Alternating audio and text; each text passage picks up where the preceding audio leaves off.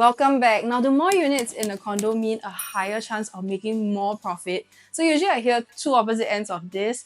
Some think that more units means more transactions, so the prices go up faster. And then on the opposite end, some will think that more units means more people and then it's more crowded, not so appealing to your future buyers. So today we're going to be looking at the data to understand this. But before we get started, do help me out by hitting the like and subscribe button so I know to make more videos like this. Diving into our first example, Sims Urban Oasis versus Tray Residence. So Sims Urban Oasis is located right next to the Aljunied flyover with 1,000 over units, and then Tray Residence a bit closer to the MRT with 250 units. So which do y'all think did better? Let's look at their profit. Now, Sims Urban Oasis, on average, pretty healthy with the highest hitting 700,000 over in profit. Now, let's look at Tray Residence. Now, the highest profit at Tray Residence is 300,000 over. So why do we see more than a 50% difference here? Now, think about who is buying into these two developments. Now, let's look back at the map. Now, you can see that in the Aljunied estate, there's quite a lot of HDBs in the surrounding area. And in fact, if you zoom even further out, you have other huge HDB estates like Macpherson, etc. So coming into this area, we know that a large group of the buyers are likely HDB upgraders. Now, if you look even closer, you'll see a lot of primary schools here. So we might have families coming in to buy for the 1 km proximity. So overall, a large group are going to be buying their first private property and they're going to be young families. So which development would appeal to them more? Now let's look at the site plan of both again. Now for Sims Urban Oasis, I remember when I went down with one of my buyers, the minute we enter, they brought their little son. The son said, "Whoa, the swimming pool is so big." He ran straight for it. He almost jumped in and got wet, but his parents stopped him in time. But immediately after, I could see the parents' face. They really softened for the development even before they viewed the unit because of how happy the son was. So you can imagine if you're getting your first private property or if you are a young family, the minute you enter, you see 2 huge swimming pools, tennis court, such a big space. This is really going to have the wow factor.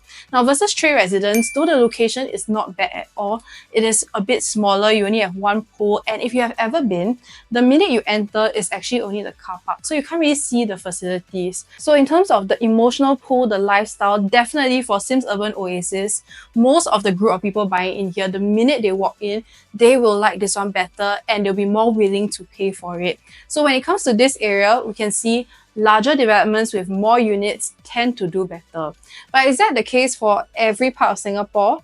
Let's look at somewhere completely different. We're heading into the central area where you have OUE Twin Peaks as well as Gramercy Park, which is in Orchard.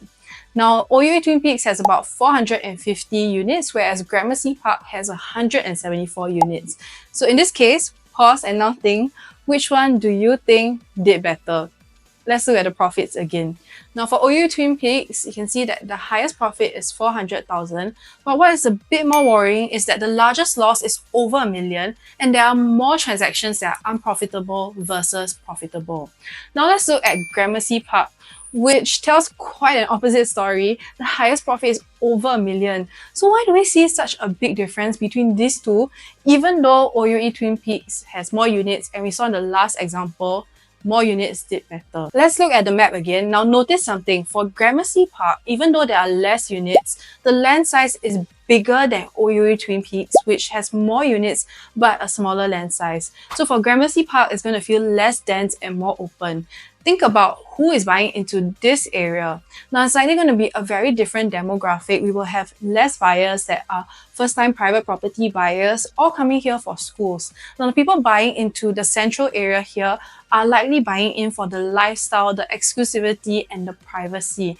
So between the two, Gramercy Park will give you more feeling of exclusivity with more land space and less units. And this is why they are able to do better in terms of profit compared to OUE Twin Peaks. So looking at both of our examples, out of central as well as central, we can have 3 key takeaways in order to understand how to use the size of the development to our advantage. So with both examples, we saw that bigger land size does better. So if you have the choice, always go for the one with the biggest land size. Especially for somewhere like Singapore where land is scarce, this is a bonus no matter where you are.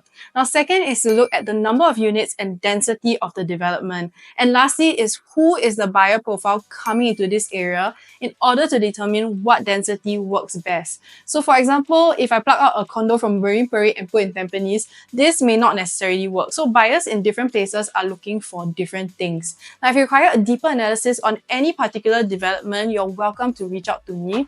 Other than that, we have come to the end of this video. I hope you found this helpful, and give this video a like if you want to see more like it, and I'll catch you all in the next video.